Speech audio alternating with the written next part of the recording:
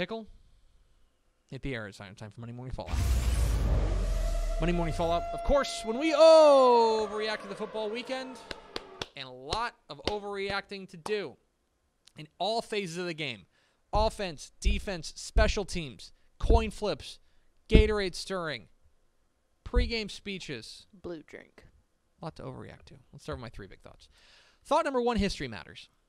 And I mean this twofold.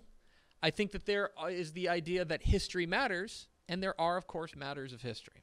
Let's talk first about the second, which is... That was a lot of words. Game. Let's take the second part first, is what I'm saying. On Friday night, in DeSoto, Duncanville pulled away from DeSoto and beat their district rival to get a critical District 11 6A opening win. Mm-hmm. And more importantly, and I think a lot of the headlines around this game were about the history that was made there. That Reginald Samples, the head coach at Duncanville, became the 13th Texas high school football coach to achieve 300 wins as a head coach. 13. He's also the first black coach to ever do that. A few words about Reginald Samples. The 300 win plateau, I think on Bally Sports Southwest on Friday night, I think I compared it to the 3,000 hit club in college or in baseball. I don't think that's correct, and I want to retract that because I don't think that that's accurate. Because there's a fair amount of guys who have a grand total of 3,000 hits. There's a lot of those guys. I would say actually, in fact, I can look this up real quick. There are, there's 30, more than 30. 32 guys have 3,000 hits. 32 players. Now, maybe, in comparison, as far as percentages are concerned, maybe that fits, but that's I think it may be the more accurate comparison would be something like 600 home runs. Okay? Yeah. Only 9 guys have 600 home runs. Yeah. 300 wins is such a milestone of longevity and such a milestone of success. And with Reginald Samples, in many respects, I think that it's even more remarkable. One of the reasons that it's more remarkable is, of course, what we mentioned, that he's the first black coach to do it. I don't think that, if you talk with coaches of color across the state of Texas, they will tell you that while they have made strides in recent years, it's still tough. It's still tough to break in and stay in these to get to the types of jobs that you can win in. It's harder for coaches of color. The other thing about Reginald Samples is all 3 of his stops, whether it was Dallas Lincoln, whether it was Dallas Skyline, or it was Duncanville, all 3 of those programs were not built ready to go. No, not at all.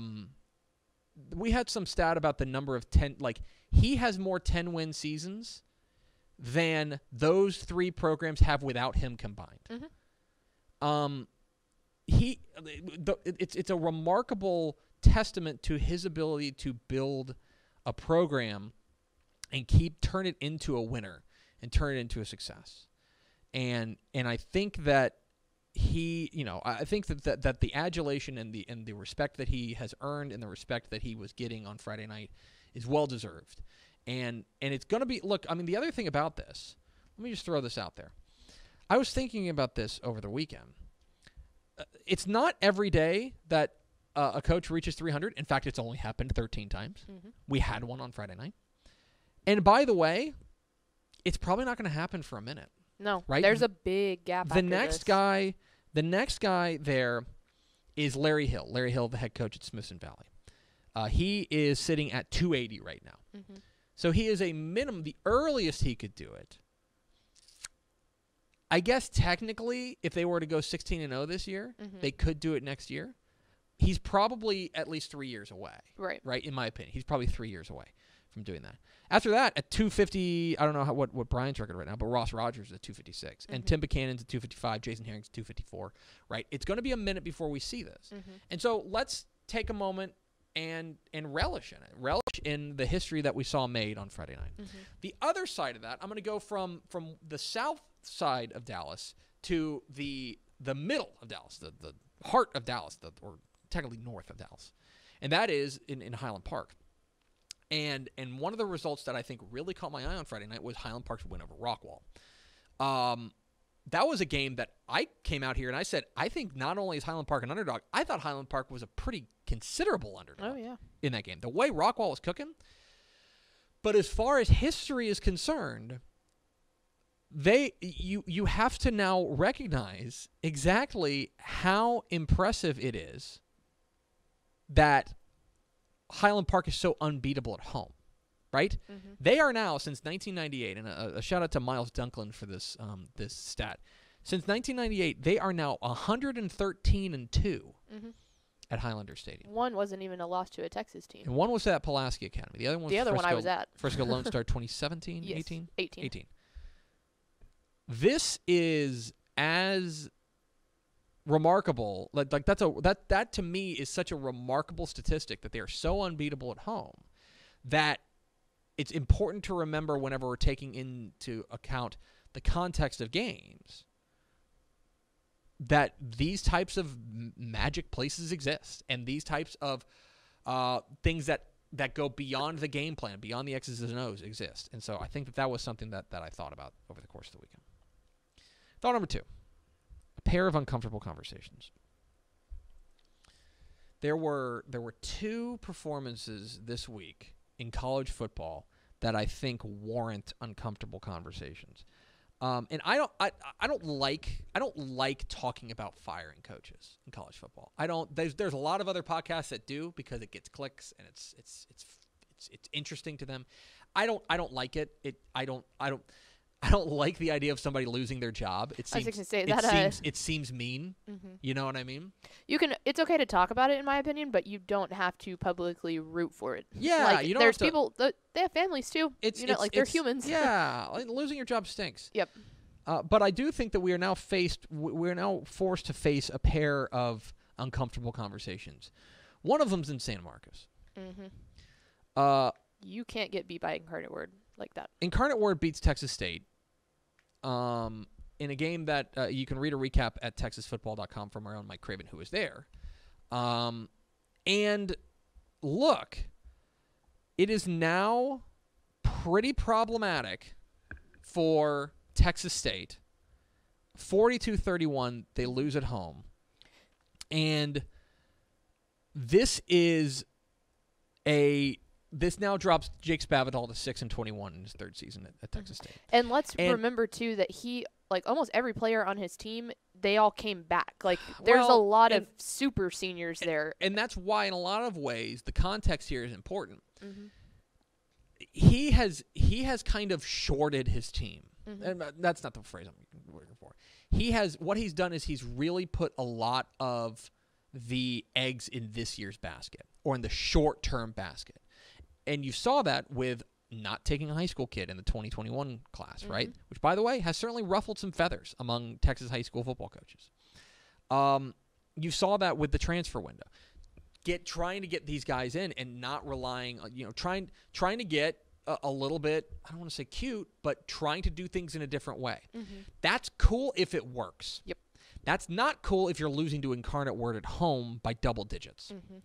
And so suddenly, I think it is fair to say that Jake Spavital is under a lot of pressure and that they've got to turn something around in a hurry. That's in San Marcos. Let's now go up to Denton. North Texas loses to UAB 40-6 in what I can only describe as a bloodbath. There was not a single positive in that game for North Texas. Single positive. I told you this. I was looking through the advanced box score and seeing what went wrong, because the regular box score is ugly, just the basic box score. I want to look at the advanced analytics. The advanced analytics are somehow worse. Yes. Okay. Absolutely. This was and the biggest problem for me is that the defense is still pretty bad, right? They give up. UAB only threw the ball 15 times. 4 of them went for explosive plays. Mm-hmm. 4 of 15. The other part of it is that the offense was dreadful. Absolutely dreadful. They had, what was the final total on yards? 236. And by the way, this game got into garbage time at like halftime. Yeah. Right? It was 30-0 at half. Even the punting was terrible. Like, special teams did nothing. This looked like a team in complete disarray. Yeah. And in the end, that does have to fall on the head coach, Seth Luttrell. And I cannot help but, and by the way, I cannot help but feel like he's going to be under some pressure. And by the way, look at their schedule, okay? Oof. They're 1-2 right now, okay? They're 1-2. Here's what they got next. This week, they're at Louisiana Tech, who very nearly beat SMU. Mm-hmm. Then they get a bye week. Then they're going to Missouri. Mm-hmm. It's going to be a loss, right? I mean, I'm not here to tell you that I think Mizzou's anything special, but it's an SEC team. They're probably going to win that game. Then they come home and they play Marshall. They're going to be underdogs in that game. By a lot. Then they come, and then at home they're going to play Liberty, and they're going to be big underdogs in that game. Okay, deadly. There is a real. It is likely right now, I would say, that they are going to be 1-6. Yep. Things lighten up at that point. They get Rice, they get UTEP, they get FIU, they get Southern Miss. But for Seth Luttrell, whereas last year was a disappointment and the year before that was a disappointment, we are now suddenly building up a little bit of pressure there. And even off the field too, it was astonishing at the lack of like any sort of look of effort in those players on the sideline, and that's where the big issue. Yep, that's where after the first quarter, it was just dead. Yeah. The sideline was just dead, and that just can't happen. Thought number 3, 4 and whoa. Don't look so proud of yourself. I'm so happy. Look at me. That was awful. There are a number of teams that I think 4-0 is a legit, like, non-fluky achievement. I think when you get to 4-0, you're doing something right. Yeah. Now, certainly the schedules are different, and your mileage may vary. But if you're 4-0, I think it's fair to say that things are going pretty well, right? There's a number of teams that I'm particularly interested in that are 4-0. We talked with one of them on High School Scoreboard Live, Amarillo Paladero. They're up to 4-0. Eric Mims, Texas Football Today's own Eric Mims. Pasadena Rayburn's 4-0. San Antonio Harlandale's 4-0. Maybank's 4-0. Dilley, the Wolves are 4-0. Marion's 4-0. There's a lot of really good stories out there of teams that are 4-0. And I'm extremely interested to see where it goes from here. Because, look, a lot of these teams are probably going to go into bye weeks feeling really good. And I think it's worth celebrating what they've done at this point. Up 4 games, 4 wins, especially for these programs that haven't necessarily... Like, look, who's 4-0? Westlake's not even 4-0. I think South Lake Carroll's 4-0. Right? I don't know if anybody's necessarily really surprised. Right? But these programs, I think it's pretty impressive there. Those 3 big thoughts. 3 helmet stickers. A helmet sticker to El Paso El Dorado running back Isaiah Rudison. 18 carries, 301 yards, and 4 touchdowns for El Dorado in their win last week. Baylor's offensive line, they were playing Kansas. They did what they should do against Kansas. But I thought the offensive line played really well and showed some real signs of life and real signs of understanding what Jeff Grimes wants to do offensively. So a helmet sticker to the offensive line. And a helmet sticker off the board here to White Deer kicker Christian Nunez Ozaguera. Right? Yeah. Christian Nunez Ozaguera. Okay? This got me so hyped. Who, on Friday night, on the last play of the game, which I believe ended up being a walk-off field goal, kicked a 53-yard field goal in 6-man football. 53. That's a state record in 6-man football. Yes. 53 yards. I've talked to some 6A coaches that there's no way that they would say that their kicker can do that. No. I remember in the state championship game last year, Katie, their kicker kicked a 49-yarder, and I'm like, whoa! That kid's got a leg. 53 is insane for anybody. 53 for a sophomore at the six-man level? White Deer kicker Christian Nunez Ozaguera. You get a helmet sticker. 3 teams to watch. Shiner put it on Poth. Yeah. And I'll give credit where it's due. Matt Stepp kind of called this. And he said, I think this is a poor matchup for Poth. And Shiner looked every bit the part of, them and, look, it feels like it's going to be them and Refugio again in a regional semi, regional final, whenever they would meet. Never heard of that one. And that's going to be awesome. But both those teams look great. Shiner looked great against Poth. UTSA, meep. The Roadrunners looking very good. And that, by the way, that is, I think they won 27-13. That game was like 27-0. It like 5 minutes left or something like that. Like Middle Tennessee put on a couple of cosmetic scores. But they handled UTSA is still covered. Anyway, 3 teams to watch UTSA. And Houston CE King, who put it on Huntsville. That was surprising. Another team that's 4-0. I don't think that this is like a surprise that they're 4-0, but the way that they've done it, to put it on Huntsville and to body them like that was awfully impressive. Keep an eye on Houston CE King. And 3 to see, it's a big week of college or a big week of football across the state of Texas. We have Gilmer and Carthage. The game's at Carthage, 7:30 p.m. Friday. 7 o'clock, 7:30 p.m. I don't know when the kickoff in East Texas in Panola County, but Gilmer and Carthage, number 1 versus number 2 in 4A Division II. I have a lot of thoughts that I'm going to share on Tep and Step about this game.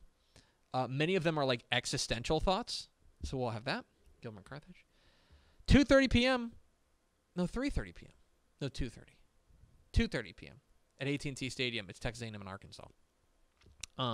First test, I think, for A&M against a team in their weight class, or at least getting to their weight class, with all due respect to Kent State, New Mexico, and Colorado. They are clearly better than all 3 of those teams. Here's a team that they maybe are not as clearly better than, but they're still better than. And finally, it's Mid-County Madness. Nederland and Port Neches Groves going down Friday night. Going to be big doings down there in Port Neches. That is 3 to see. Yes, ma'am? Gilmer Carthage is at 7:30. 7:30. Thank you. 7:30 You're welcome. p.m. Friday night. That is 3 to see, and that is Monday Morning Fallout. Thanks so much for watching that video. If you would like more and to be notified when they come out, go ahead and click that subscribe button right down there. You can also watch Texas Football Today every day live at noon on TexasFootball.com, Facebook, Twitch, and right here on YouTube. For more of the best coverage of Texas football in the Lone Star State, go to TexasFootball.com/subscribe.